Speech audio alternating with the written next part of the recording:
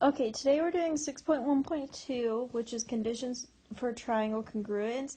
Today's stuff is going to be a little shorter than a normal section because yesterday we did some of the stuff that you would have usually done today.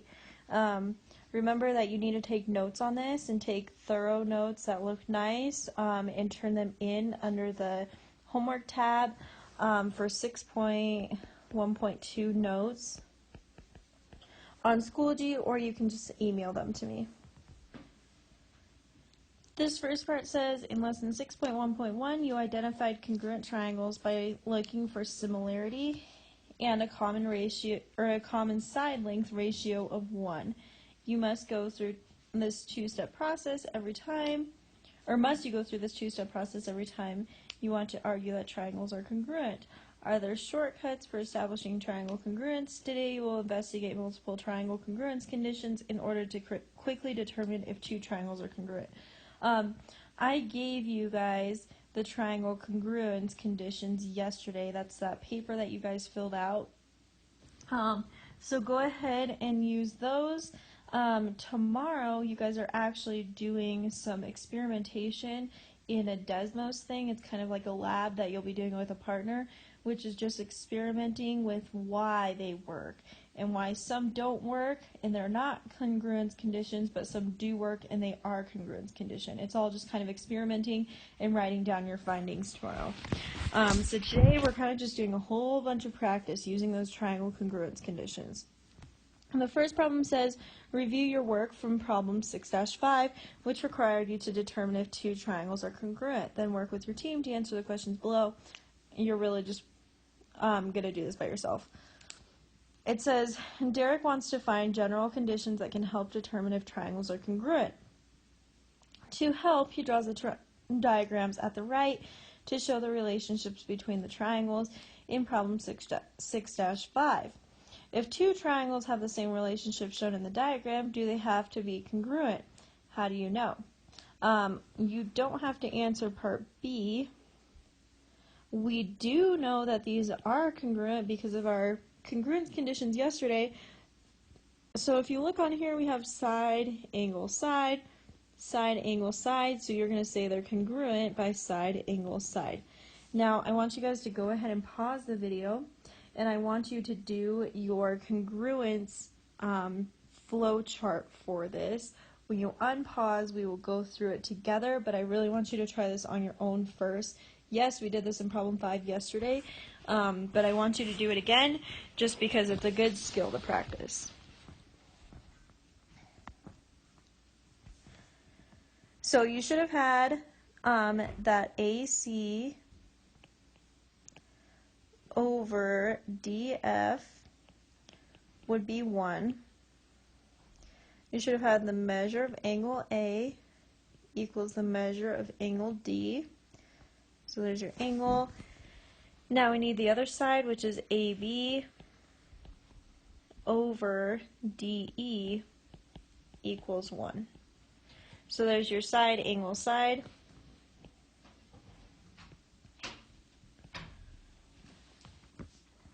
The last thing that we need is just our triangle congruence statement, which is triangle ABC is congruent to triangle.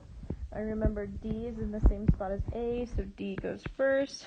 Then B is, so E goes next. And then we have C and F. So ABC, triangle DEF. Okay, the next part says use your triangle congruence theorems to determine if the following pairs of triangles must be congruent. No, the diagrams are not necessarily drawn to scale. I have some letters on here just because we're going to do some practice flowcharts afterwards, but I want you to go ahead and pause this video and I want you to go through and see if you can find any of these right away that don't meet your triangle congruence theorems.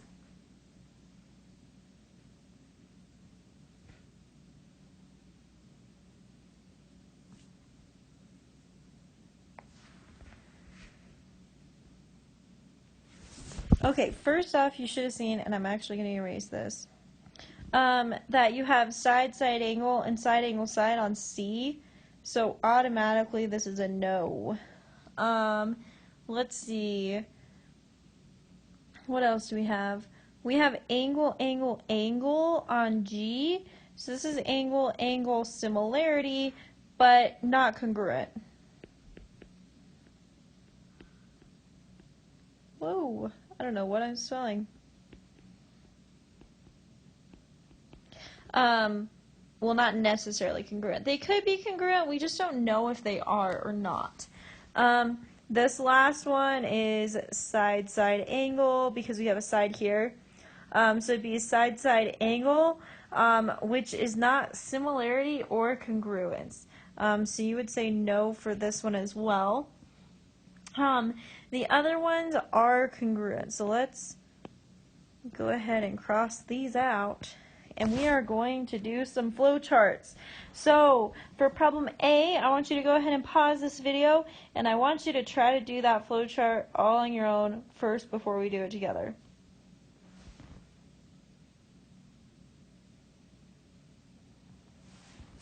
Okay, so you should have said that you have side, angle, side. These two sides go together. These two angles go together. And these two sides go together. So let's just start with those two. We should say that AB over DF equals 1. Next we have our angles, so we have the measure of angle A equals the measure of angle D. Forgot my bubble on the other one. And then lastly, we have the AC over DE equals 1. Remember that order matters, so if you list A first, you have to list D first on even just these proportions that you're listing out. Order always matters. Okay, the last thing we have is our triangle congruence statement. So if I say triangle A, B, C, we'd say it's congruent to triangle. A goes first, so we do D. B goes next, so we do F. E is last.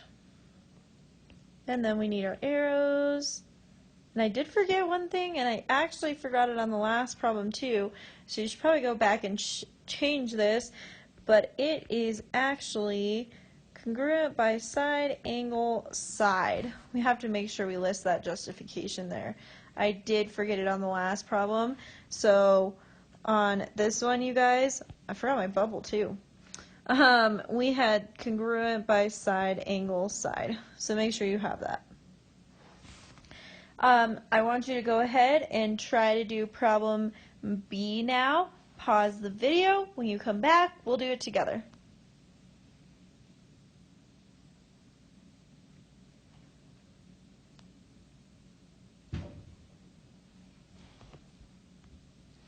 Okay, so we can see that this side length of 42 goes with this one, this side length of 40 goes with this one, and this side length of 31 goes together.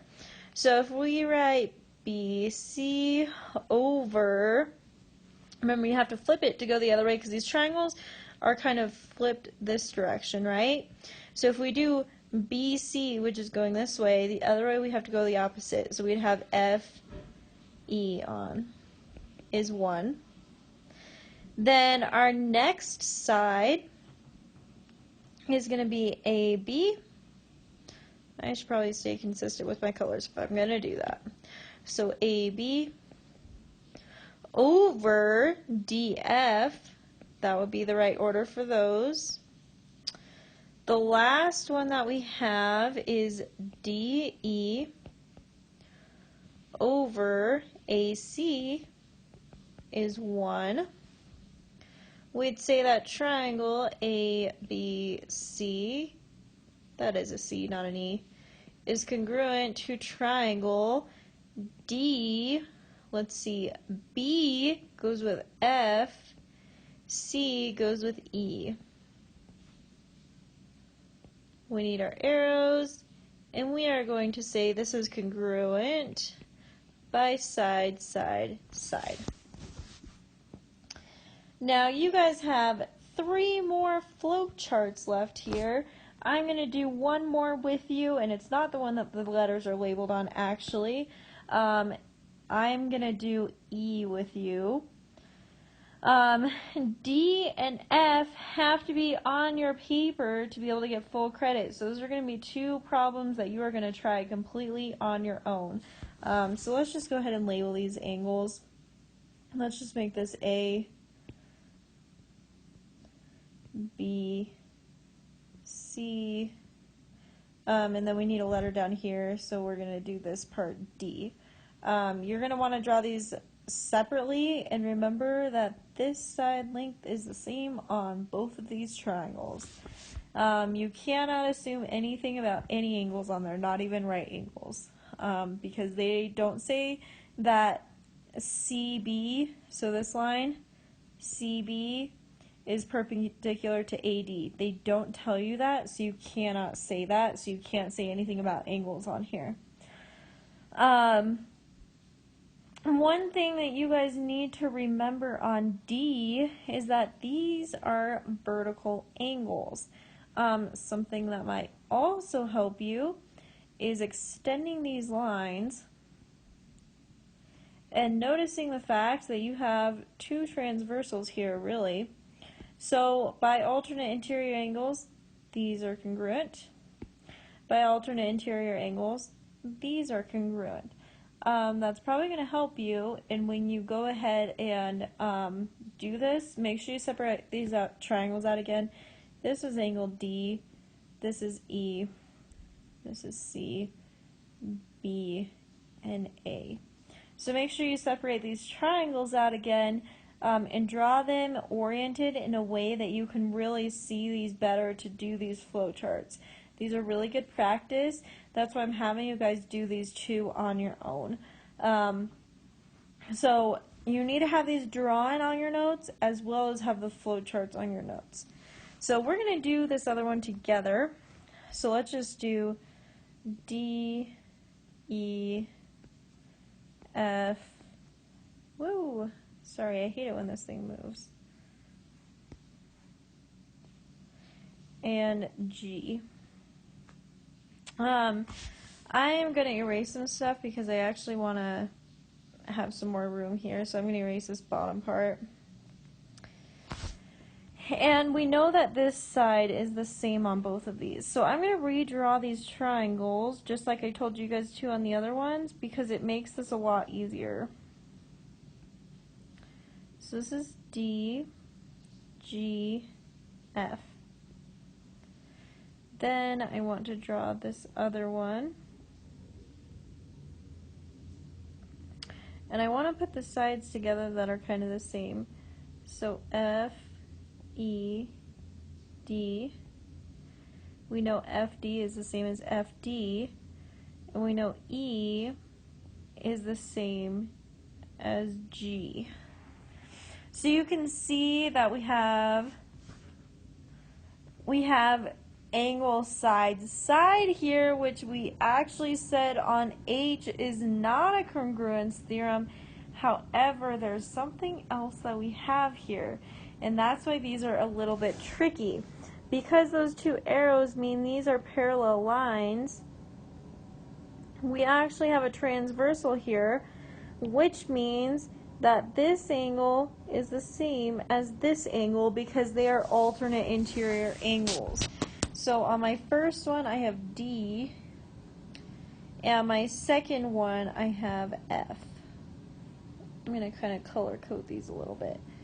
So we actually have angle, angle, side. If you look at it now, we're just really not going to use this side that's over here. Because if we use that side, we have angle, side, side. We need angle, angle, side. Angle, angle, side, or side, angle, angle is a congruence theorem, so we can use that. So the first thing I'm going to say is the measure of angle G equals the measure of angle E. These are kind of hard to spot, you guys. When you have those parallel lines and those transversals, that's something you're going to get better at. If you're not seeing those right away right now, that's okay. That's why I kind of helped you guys on problem D before you did it on your own. Spotting those transversals and those parallel lines when they don't draw it out completely is really tough, actually. Okay, so now we have the measure of angle D equals, I almost wrote out the word equals, and the measure of angle F.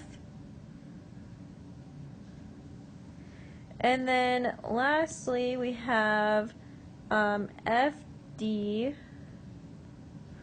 over DF actually equals 1. Then if I say triangle FGD, I'm going to say it's congruent to triangle DEF. Remember, the corresponding parts have to be in corresponding spots when you write that congruence statement. And we say this is congruent by angle, angle, side, or side, angle, angle. Either of those are okay. I am going to give you guys a little hint really quickly. On F, you need to do side, side, side congruence. And on D, let's look at this.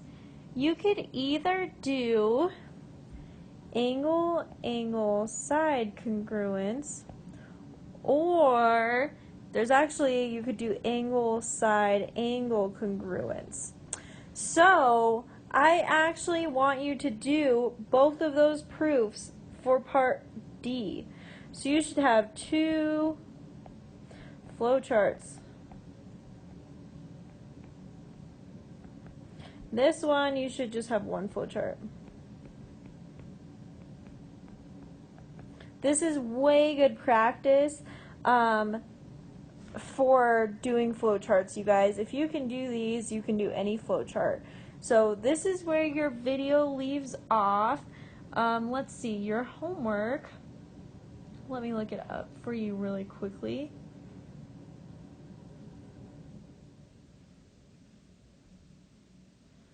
Your homework for this section is 14, 15, and 19. So it's actually pretty easy on you for homework tonight. So make sure if you didn't do the homework for last night, you get that done. We went over some corrections on homework at the beginning of class, so you already have part of that done at least. Make sure you get these flowcharts on your notes before you turn your notes in. You will not receive full credit for your notes unless you have these done. That's all I have for you guys, so have a great rest of your day.